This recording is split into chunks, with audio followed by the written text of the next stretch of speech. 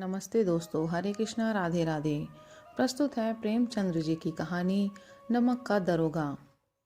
जब नमक का नया विभाग बना और ईश्वर प्रदत्त वस्तु के व्यवहार करने का निषेध हो गया तो लोग चोरी छिपे इसका व्यापार करने लगे। अनेक प्रकार के छल प्रपंचों का सूत्रपात हुआ।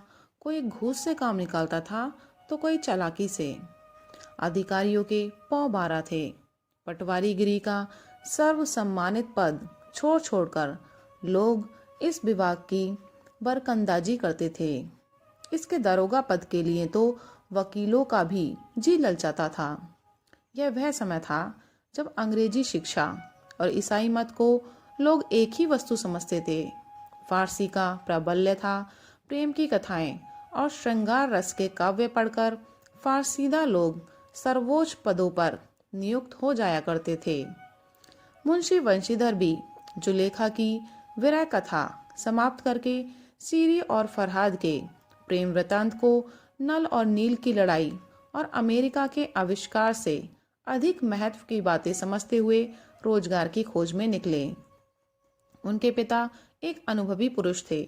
समझाने लगे, बेटा, घर की दुर्दशा देख रहे हो, ऋण के बोझ से दबे हुए हैं। लड़कियां हैं, वे घास फूस की तरह बढ़ती चली जाती हैं। मैं कगारे पर का वृक्ष हो रहा हूँ, ना मालूम कब गिर पड़ूं। अब तुम ही घर के मालिक मुख्तार हो। नौकरी में ओहदी की ओर ध्यान मत देना, ये तो पीर का मजार है। निगाह चढ़ावे और चादर पर रखनी चाहिए। ऐसा काम ढूंढना जहाँ कुछ ऊपरी आय हो। मासिक वेतन तो पूर्णमासी का चांद है जो एक दिन दिखाई देता है और घटते घटते लुप्त हो जाता है। ऊपरी आय बहता हुआ स्रोत है जिससे सदैव प्यास बुझती है। वेतन मनुष्य देता है, इसी से उसमें वृद्धि नहीं होती।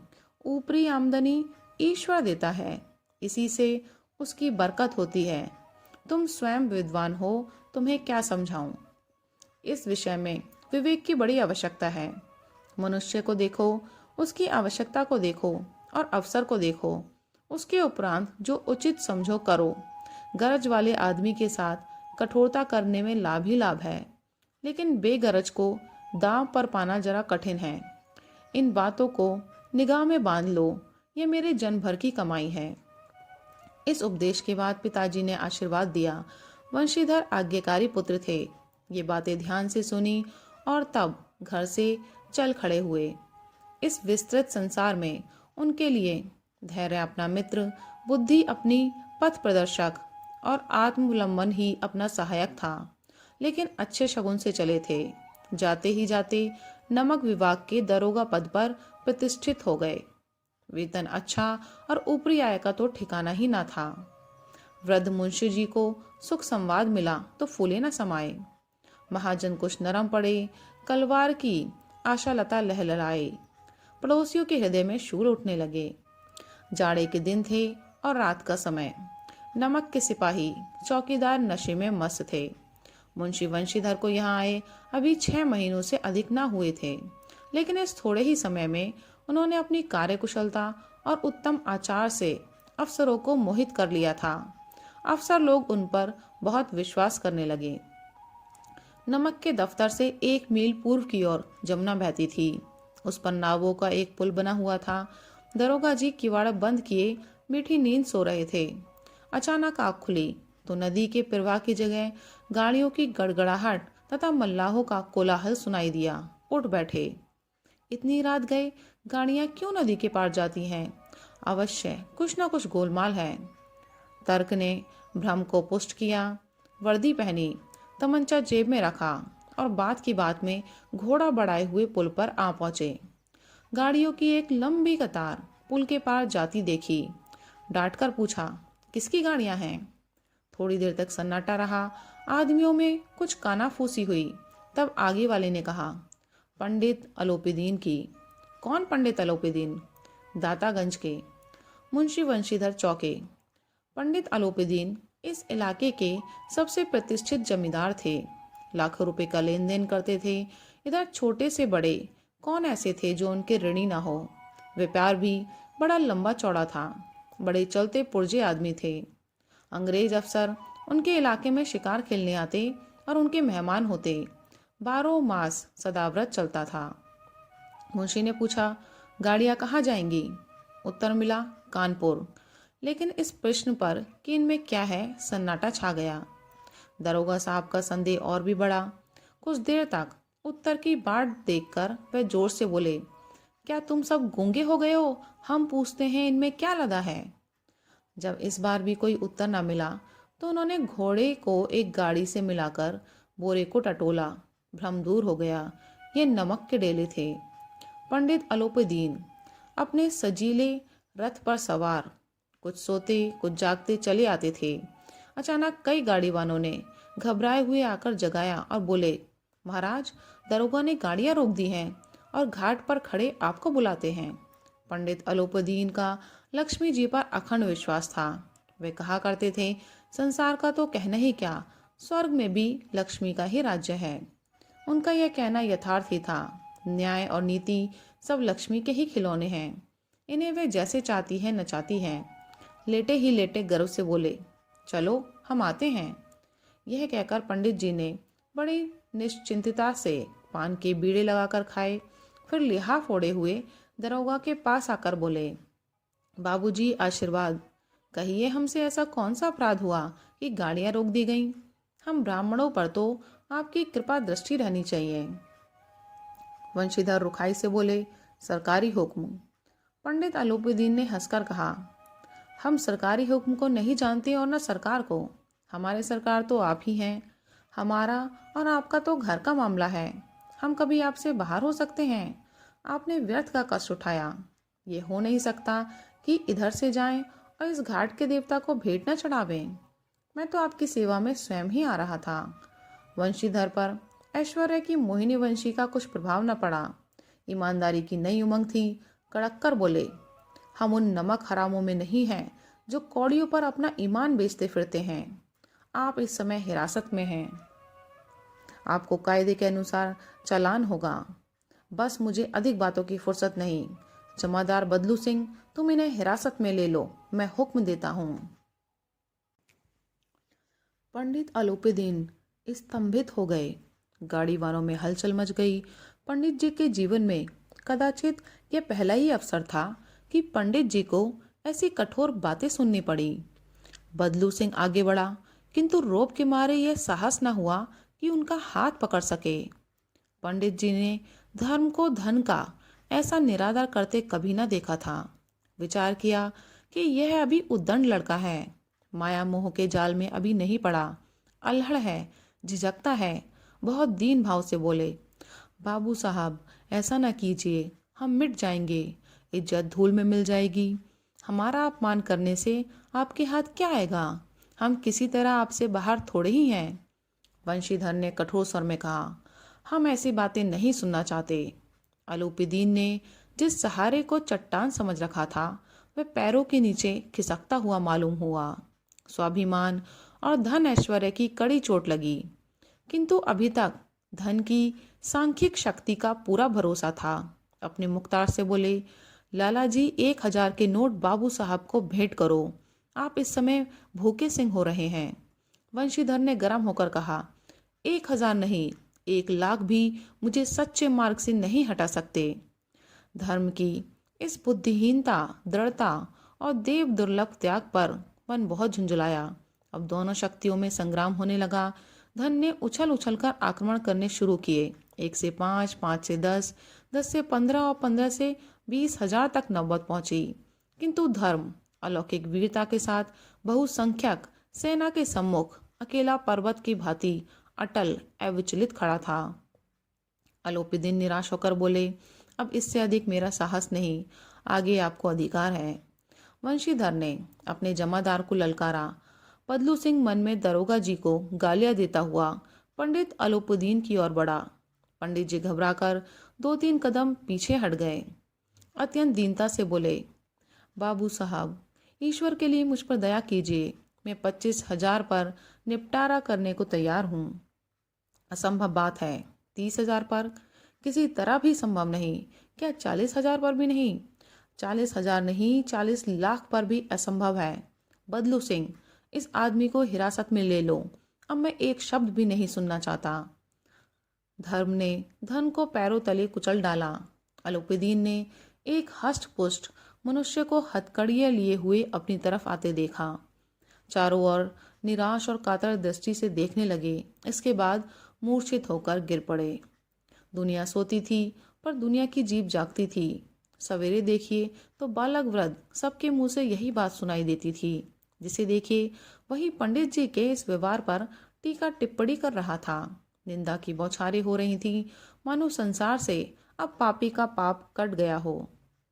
पानी को दूध के नाम से बेचने वाला ग्वाला, कल्पित रोजना मचे भरने वाले अधिकारी वर्ग, रेल में बिना टिकट सफर करने वाले बाबू लोग, जाली दस्तावेज बनाने वाले सेठ और साकार, ये सब के सब देवताओं की भांति गर्दनें चला रहे थे। जब दूसरे दिन पंडित अलोपीदीन अभियुक्त होकर कांस्टेबलों के साथ हाथों में हथकड़ियां, हृदय में ग्लानि और क्षोभ भरे, लज्जा से गर्दन झुकाए अदालत की तरफ चले तो सारे शहर में हलचल मच गई। मेलों में कदाचित आंखें इतनी व्यग्र न होती होंगी। भीड़ के मारे छत और दीवार में कोई भेद न रहा। किंतु अदालत में पहुंचने की देर थी। पंडित अलोपीदीन इस अगाध वन के सिंह थे।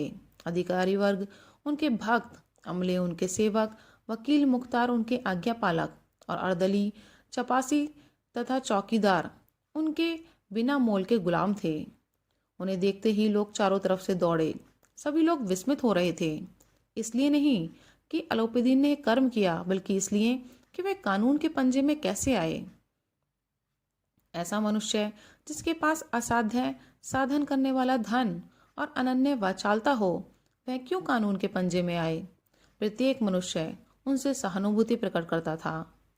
बड़ी तत्परता से इस आक्रमण को रोकने के निमित्त वकीलों की एक सेना तैयार की गई। न्याय के मैदान में धर्म और धन में युद्ध ठन गया। वंशीधर चुपचाप खड़े थे। उनके पास सत्य के सिवा न कोई बल था, न स्पष्ट भाषण के अतिरिक्त कोई शस्त्र। गवाह थे किंतु लोभ से डांवाडोल। यहाँ तक मुंशी जी को न्याय भी अपनी ओर कुछ खिंचा हुआ दिख पड़ता था। वह न्याय का दरबार था, परंतु उसके कर्मचारियों पर पक्षपात का नशा छाया हुआ था। किंतु पक्षपात और न्याय का क्या मेल। जहाँ पक्षपात हो वहाँ न्याय की कल्पना नहीं की जा सकती। मुकदमा शीघ्र ही समाप्त हो गया। डिप्टी मजिस्ट्रेट ने अपनी तजवीज में लिखा था, पंडित अलोपीदीन के विरुद्ध दिए हुए प्रमाण निर्मूल और भ्रमात्मक हैं। वह एक बड़े भारी आदमी हैं। यह बात कल्पना के बाहर है कि उन्होंने थोड़े लाभ के लिए ऐसा दुस्साहस किया हो। यद्यपि नमक के दरोगा मुंशी वंशीधर का अधिक दोष नहीं है, लेकिन यह बड़े खेद की बात है कि उसकी उद्दंडता और विचारहीनता के कारण एक भले मानुस को कष्ट झेलना पड़ा। हम प्रसन्न हैं कि वे अपने काम में सजग और सचेत रहता है, किंतु नमक के मुकदमे की बड़ी हुई नमक से हलाली ने उसके विवेक और बुद्धि को भ्रष्ट कर दिया। भविष्य में उसे होशियार रहना चाहिए। वकीलों ने यह फैसला सुना और उछल पड़े। पंडित अलोपीदीन मुस्कुराते हुए बाहर निकले। स्वजन बांधवों ने रुपए की लूट की। उदारता का सागर उमड़ पड़ा। उसकी लहरों ने अदालत की नींव तक हिला दी। जब वंशीधर बाहर निकले तो चारों ओर उनके ऊपर व्यंग बाणों की वर्षा होने लगी। चपरासियों ने झुक झुक कर सलाम किए, किंतु इस समय एक कटु वाक्य, एक एक संकेत उनकी गर्वाग्नि को प्रज्वलित कर रहा था। कदाचित इस मुकदमे में सफल होकर वे इस तरह अकड़ते हुए न चलते। आज उन्हें संसार का एक खेदजनक विचित्र अनुभव हुआ। न्याय और विद्वता, लंबी चौड़ी उपाधियां, बड़ी बड़ी दाढ़ियां, ढीले चोगे, एक भी सच्चे आदर का पात्र नहीं है। वंशीधर ने धन से बैर मोल ले लिया था। उसका मूल्य चुकाना अनिवार्य था। कठिनता से एक सप्ताह बीता होगा कि मुअत्तली का परवान आ पहुंचा। कार्यपरायणता का दंड मिला। बेचारे भग्न हृदय, शोक और खेद से व्यथित घर को चले। बूढ़े मुंशी जी तो पहले से ही कुड़बुड़ा रहे थे कि चलते चलते इस लड़के को समझाया था, लेकिन इसने एक ना सुनी। सब मनमानी करता है। हम तो कलवार और कसाई के तगादे सहे बुढ़ापे में भगत बनकर बैठे, और वहाँ बस वही सूखी तनख्वाह। हमने भी तो नौकरी की है और कोई ओहदेदार नहीं थे, लेकिन काम किया, दिल खोलकर किया, और आप ईमानदार बनने चले हैं। घर में चाहे अंधेरा हो, मस्जिद में अवश्य दिया जलाएंगे। खेद ऐसी समझ पर पढ़ना लिखना सब अकारत गया। इसके थोड़े ही दिनों बाद जब मुंशी वंशीधर इस दुरावस्था में घर पहुंचे और बूढ़े पिताजी ने समाचार सुना तो सिर पीट लिया। बोले, जी चाहता है कि तुम्हारा और अपना सिर फोड़ दूं। बहुत देर तक पछता पछता कर हाथ मलते रहे। क्रोध में कुछ कठोर बातें भी कहीं, और यदि वंशीधर वहां से टल न जाता तो अवश्य ही यह क्रोध विकट रूप धारण करता। वृद्ध माता को भी दुख हुआ। जगन्नाथ और रामेश्वर यात्रा की कामनाएं मिट्टी में मिल गईं। पत्नी ने कई दिनों तक सीधे मुंह बात तक नहीं की। इसी प्रकार एक सप्ताह बीत गया। संध्या का समय था। बूढ़े मुंशी जी बैठे बैठे राम नाम की माला जप रहे थे। इसी समय उनके द्वार पर सजा हुआ रथ आकर रुका। हरे और गुलाबी पर्दे, पछैये बैलों की जोड़ी, उनकी गर्दन में नीले धागे, सींग पीतल से जड़े हुए कई नौकर लाठियां कंधों पर रखे साथ थे। मुंशी जी ने अगवानी की तो पंडित अलोपदीन हैं। झुककर दंडवत की और लल्लो चप्पो की बातें करने लगे। हमारा भाग्य उदय हुआ है जो आपके चरण इस द्वार पर आए। आप हमारे पूज्य देवता हैं। आपको कौन सा मुंह दिखावें। मुंह में तो कालिख लगी हुई है, किंतु क्या करें, लड़का अभागा कपूत है। नहीं तो आपसे क्या मुंह छिपाना पड़ता। ईश्वर निसंतान चाहे रखे, पर ऐसी संतान ना दे। अलोपदीन ने कहा, नहीं भाई साहब, ऐसा ना कहिए। मुंशी जी ने चकित होकर कहा, ऐसी संतान को और क्या कहूँ। अलोपदीन ने वात्सल्यपूर्ण स्वर में कहा, कुल तिलक और पुरखों की कीर्ति उज्जवल करने वाले संसार में ऐसे कितने धर्मपरायण मनुष्य हैं जो धर्म पर अपना सब कुछ अर्पण कर सके। पंडित अलोपदीन ने वंशीधर से कहा, दरोगा जी, इसे खुशामद न समझिए। खुशामद करने के लिए मुझे इतना कष्ट उठाने की जरूरत न थी। उस रात को आपने अपने अधिकार बल से अपनी हिरासत में लिया था, किंतु आज मैं स्वेच्छा से आपकी हिरासत में आया हूँ। मैंने हजारों रईस और अमीर देखे, हजारों उच्च पदाधिकारियों से काम पड़ा, किंतु परास्त किया तो आपने। मैंने सबको अपना और अपने धन का गुलाम बनाकर छोड़ दिया। मुझे आज्ञा दीजिए कि आपसे कुछ विनय करूं। वंशीधर ने अलोपदीन को आकर देखा तो उठकर सत्कार किया, किंतु स्वाभिमान सहित। समझ गए कि ये महाशय मुझे लज्जित करने और जलाने आए हैं। क्षमा प्रार्थना की चेष्टा नहीं की, वरन उन्हें अपने पिता की ठाकुर सुहाती की बात असहसी प्रतीत हुई। पर पंडित जी की बातें सुनी तो मन का मैल मिट गया। पंडित जी की ओर और उड़ती हुई दृष्टि से देखा। सद्भाव झलक रहा था। गर्व ने अब लज्जा के सामने सिर झुका दिया। शर्माते हुए बोले, यह आपकी उदारता है जो ऐसा कहते हैं। मुझसे जो कुछ अविनय हुई उसे क्षमा कीजिए। मैं धर्म की बेड़ी में जकड़ा हुआ था, नहीं तो मैं आपका दास हूँ। जो आज्ञा होगी वह मेरे सिर माथे पर। अलोपदीन ने विनीत भाव से कहा, नदी तट पर आपने मेरी प्रार्थना नहीं स्वीकार की थी, किंतु आज स्वीकार करनी पड़ेगी। वंशीधर बोले, मैं किस योग्य हूँ, किंतु जो कुछ सेवा मुझसे हो सकती है उसमें त्रुटि न होगी। अलोपदीन ने एक स्टाम्प लगा हुआ पत्र निकाला और उसे वंशीधर के सामने रखकर बोले, इस पद को स्वीकार कीजिए और अपने हस्ताक्षर कर दीजिए। मैं ब्राह्मण हूँ, जब तक ये सवाल पूरा ना कीजिएगा द्वार से ना हटूंगा। मुंशी वंशीधर ने उस कागज को पढ़ा तो कृतज्ञता से आंखों में आंसू भर आए। पंडित अलोपदीन ने उनको अपनी सारी जायदाद का स्थायी मैनेजर नियुक्त किया था।